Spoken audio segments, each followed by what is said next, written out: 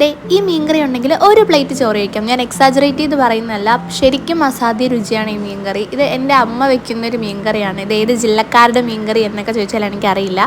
അമ്മയുടെ സ്പെഷ്യൽ മീൻകറിയാണ് ഇത്. അമ്മ വല്ലപ്പോഴേ വെച്ച് തരത്തുള്ളൂ, അതുകൊണ്ട് തന്നെ എനിക്ക് ഭയങ്കര സ്പെഷ്യലാണ്. അപ്പോൾ ഇതെങ്ങനെയാണ് വെക്കുന്നതെന്ന് നോക്കാം. അതിനായിട്ടൊരു പാനിലേക്ക് കുരുമുളകും വലിയ ജീരകവും, അതായത് പെരുംജീരകവും, ഉലുവയും ഓമവും ഇതെല്ലാം കൂടെ എടുത്തിട്ട് നന്നായിട്ട് ഇതൊന്ന് വറുത്തെടുക്കുക. ഇതൊന്ന് മൂത്ത് വരുന്ന ആ ഒരു പാകം.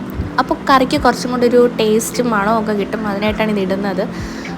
ഇത് നമ്മൾ ഈ കടുകൊക്കെ എണ്ണയിലിട്ട് പൊട്ടിക്കില്ലേ, അതുപോലെ ഇതൊന്ന് പൊട്ടി വരും. ആ സമയത്ത് നമുക്കിതിനെ ഫ്ലെയിം ഓഫ് ചെയ്തിട്ട് കുഞ്ഞൻ ജാറിലിട്ടൊന്ന് നന്നായിട്ടൊന്ന് പൊടിച്ചെടുക്കാം. പൊടിച്ചെടുക്കുമ്പോൾ ഫൈൻ പൗഡറായിട്ട് പൊടിച്ചെടുക്കണ്ട, ഇടയ്ക്കിടയ്ക്ക് കടിക്കാൻ കിട്ടണം ആ കുരുമുളകൊക്കെ.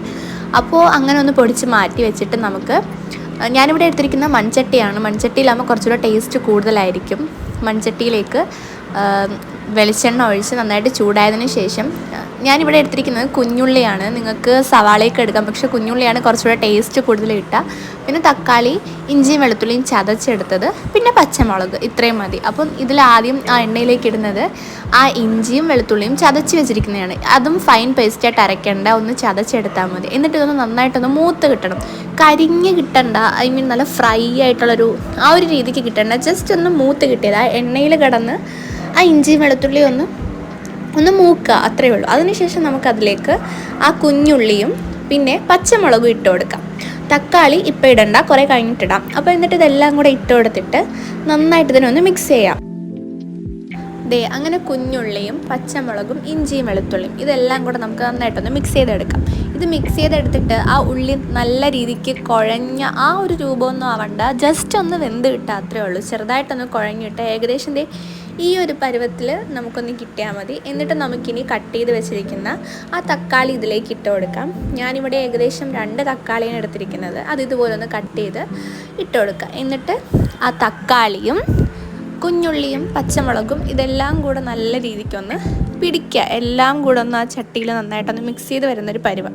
അല്ലാതെ തക്കാളിയും ഭയങ്കരമായിട്ട് വെന്ത് വരണം അങ്ങനെയൊന്നുമില്ല. ഇങ്ങനെ നന്നായിട്ടൊന്ന് മിക്സ് ചെയ്തിട്ട് നമുക്ക് ആ ചട്ടിയിലെല്ലാം ഉള്ളതിനെ നന്നായിട്ട് ഒതുക്കി ഇങ്ങനെ വെച്ച് കൊടുത്തിട്ട് ഇനി നമുക്ക് ലോ ഫ്ലെയിമിലാക്കി വെച്ചിട്ട് പൊടികളിട്ട് കൊടുക്കാം. ഞാനിവിടെ ഒരു 2 ടേബിൾ സ്പൂൺ മല്ലിപ്പൊടിയും 1.25 ടേബിൾ സ്പൂൺ മുളക് പൊടിയും കുറച്ച് ആവശ്യത്തിന് മഞ്ഞൾപ്പൊടി ഇട്ടിട്ട് നന്നായിട്ടൊന്ന് മിക്സ് ചെയ്യുക. ഈ പൊടികളൊക്കെ മിക്സ് ചെയ്യുന്ന ടൈമിൽ ഏറ്റവും ലോ ഫ്ലെയിമിലായിട്ട് വെക്കാൻ ശ്രദ്ധിക്കുക, ഇല്ലെങ്കിൽ പൊടികളൊക്കെ പെട്ടെന്ന് കരിഞ്ഞു പോകാനുള്ളൊരു ചാൻസ് ഉണ്ട്. അങ്ങനത്തെ ഇത് നന്നായിട്ടൊന്ന് മിക്സ് ചെയ്തതിന് ശേഷം നമുക്കിനി ഇതിലേക്ക് നേരത്തെ പൊടിച്ച് വെച്ചിരിക്കുന്ന ആ കുരുമുളകും വലിയ ജീരകവും ഒക്കെ പൊടിച്ച് വെച്ചില്ലേ, അത് നമുക്കിതിലേക്ക് ഇട്ട് കൊടുക്കാം.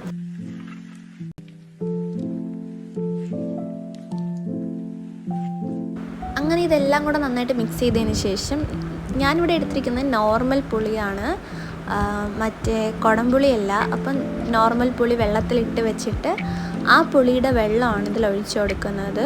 കുടംപുളിയും യൂസ് ചെയ്യാം, നിങ്ങളുടെയൊക്കെ ഓരോ ഇഷ്ടാനുസരണം. എന്നിട്ട് ഇത് നന്നായിട്ട് ഇതുപോലെ ഒന്ന് മിക്സ് ചെയ്ത് കൊടുക്കുക. അപ്പോൾ ഇത് ഇങ്ങനെയായിരിക്കും കിട്ടുക. ഇതിന് കുറച്ചും കൂടെ വെള്ളത്തിൻ്റെ ആവശ്യമുണ്ട്, കുറച്ചുകൂടി പുളിവെള്ളം ഒഴിച്ചു കൊടുക്കുകയാണ്. അങ്ങനെ ആവശ്യത്തിന് എത്ര ക്വാണ്ടിറ്റിക്കാണ് നിങ്ങൾക്ക് ചാറ് വേണ്ടത് അതിനനുസരിച്ചിട്ട് വെള്ളം കൂടെ ഒഴിച്ചു കൊടുക്കാം.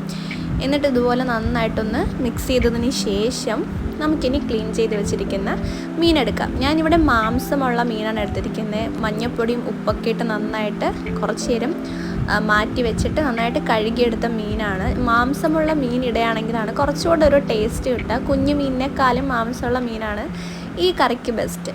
അപ്പോൾ അങ്ങനെ ഈ മീൻ ഇട്ട് കൊടുത്തിട്ട് അങ്ങനെ മീൻ ഫുള്ളായിട്ട് ഇട്ട് കൊടുത്തതിന് ശേഷം നമുക്ക് ഈ മീൻ മാംസമൊക്കെ ഉള്ളതുകൊണ്ടും അതുപോലെ തന്നെ ഈ മീൻ ഇങ്ങനെ ഉടഞ്ഞു പോകുന്ന മീനായതുകൊണ്ടും സൂക്ഷിച്ചൊന്ന് ഇതുപോലെ ഒന്ന് ഇളക്കി കൊടുക്കാം. ആ മീൻ ചാറിലേക്ക് സൂക്ഷിച്ചാണ് ഇളക്കി കൊടുക്കേണ്ടിയില്ലെങ്കിൽ ആ മാംസം പൊടിഞ്ഞു പോകുന്നതായിരിക്കും. എന്നിട്ട് ഉപ്പൊക്കെ ഇട്ട് കൊടുക്കാം. എന്നിട്ട് ഒത്തിരി നാടൻ കറിവേപ്പില ഇടുന്നുണ്ട്. കറിവേപ്പില ഇടുമ്പോഴാണ് ഈ കറിക്കൊരു പ്രത്യേക മണം കിട്ടുക.